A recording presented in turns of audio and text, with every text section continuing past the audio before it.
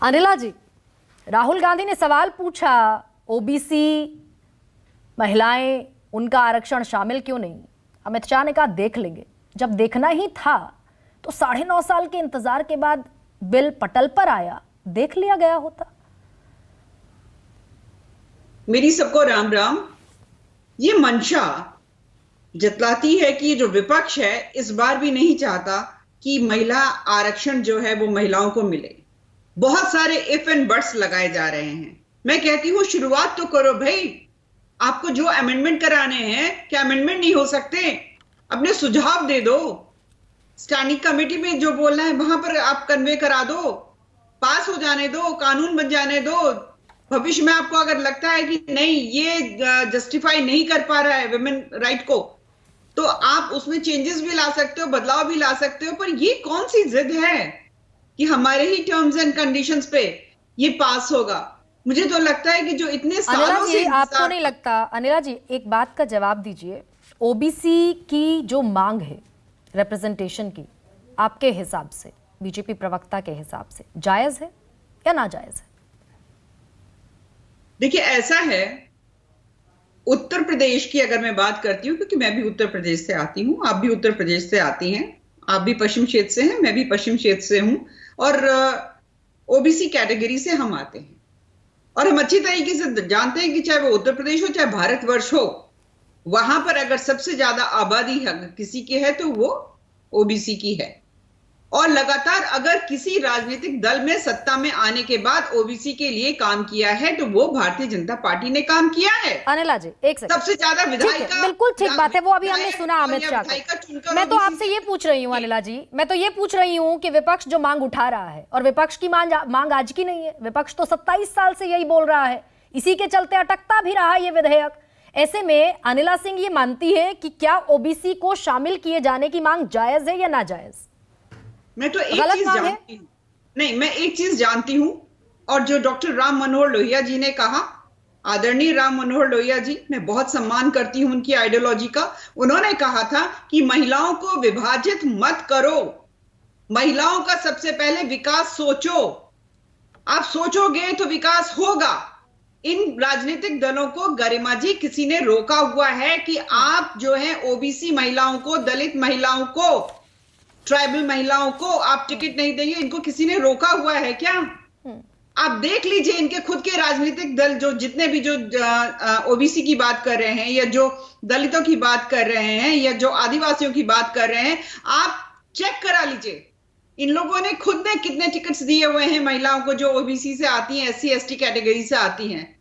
नहीं देते, केवल अपने परिवार की महिलाओं को बढ़ाते हैं। राजनीति जरूर ये पिछड़ों की और दलितों की करते हैं। अनिला सिंह जी, सुकेश बोल रहा हूं जी।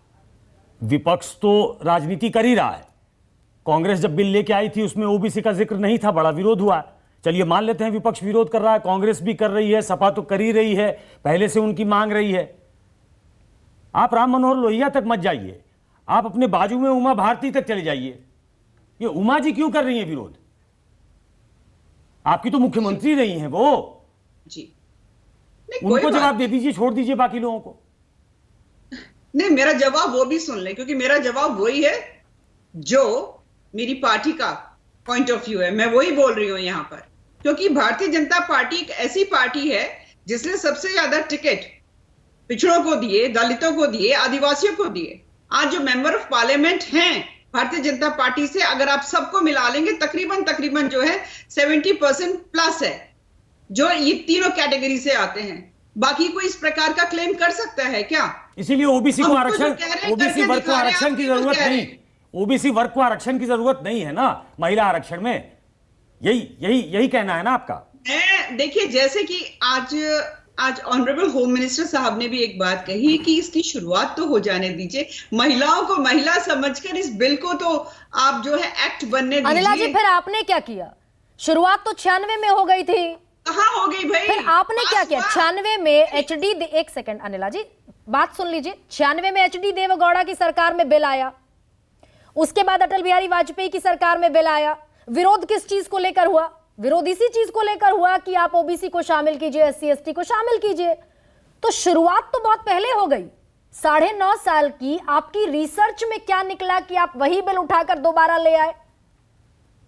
अब आप सुनिएगा, मैं जो कह रही हूं बेहद स्पष्ट शब्दों में कह रही हूं, कोई फारसी नहीं बोल रही हूं। इनकी मंशा नहीं होती है कि महिलाओं को आगे बढ़ाया जाए, इसलिए ये अड़चने लगाते हैं। अरे अगर महिलाओं को आरक्षण मिल रहा है तो आप अपनी कुछ इंटरनल पॉलिसी बना लीजिए ना। सब कुछ सरकार कर दे, आप कुछ भी नहीं करेंगे, आप केवल अड़चने लगाएंगे। एक महिला होने के नाते राजनीति होती रहती है, सत्ता में सरकारें आती जाती रहती हैं। एक महिला होने के नाते मैं ये कहती हूँ कि भैया इसको आरक्षण को हो जाने दो। अच्छा, यानी कि ओबीसी के नाम पर, अनिला जी, ओबीसी के नाम पर आप योजनाएं बनाएंगे, प्रधानमंत्री बढ़ चढ़कर कहेंगे, क्लेम करेंगे, दावा करेंगे कि ओबीसी आयोग को संवैधानिक दर्जा हमने दिया, रोहिणी कमीशन बना देंगे, लेकिन ओबीसी को प्रतिनिधित्व नहीं देंगे, ओबीसी का वोट ले लेंगे।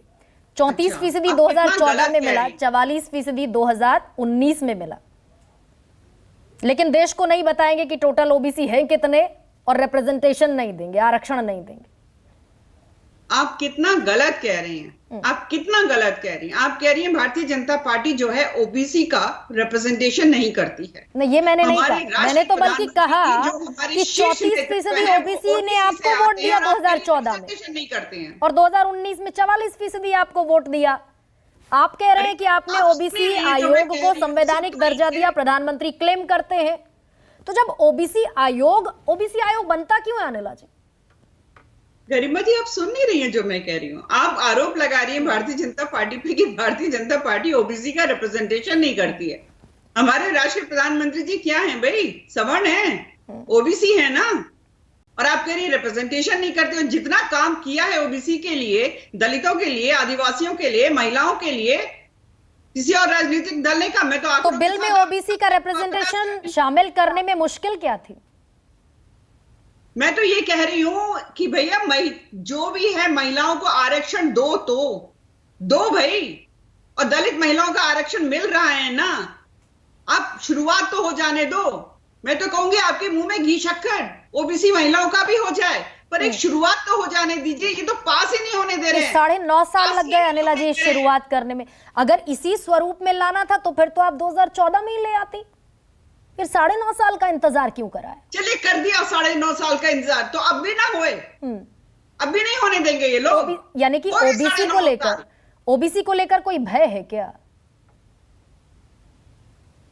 मुझसे पूछ रही हैं आप? जी, आप ही से पूछ रहे हैं। जी, अगर भय होता तो सबसे ज्यादा मेंबर ऑफ पार्लियामेंट ओबीसी से चुनकर भारतीय जनता पार्टी के पार्लियामेंट में नहीं पहुंच रहे हो। तो बना दीजिए ना कानून अनिला जी, यही तो कह रहे हैं कि कानून बना दीजिए, बनाना चाह रहे हैं, सबके लिए लागू हो जाएगा, सब बाध्य हो जाएगा। गलत बात है, बहुत गलत बात है। इसमें गलत बात क्या है? ये टर्म्स एंड कंडीशंस होंगे। महिलाएं जो है, महिलाओं को मत बांटो भैया, आप दो तो आरक्षण। ये कहना कि सेंसस नहीं हुआ, डिलिमिटेशन नहीं हुआ, नॉर्थ वर्सेस साउथ हो जाएगा, ओबीसी को नहीं दिया, इतनी अड़चने, यानी कि फिर टल जाए। कोई ओबीसी के नाम पर योजनाएं बनेंगी, विश्वकर्मा योजना ओबीसी के नाम पर आ जाएगी। आप दावा करेंगे कि ओबीसी आयोग को संवैधानिक दर्जा देने वाली आपकी सरकार, रोहिणी कमीशन को बनाने वाली आपकी सरकार, ओबीसी पर सब दावा आप करेंगे, लेकिन आरक्षण में आप ओबीसी की बात नहीं करेंगे। आराधना मिश्रा मोना।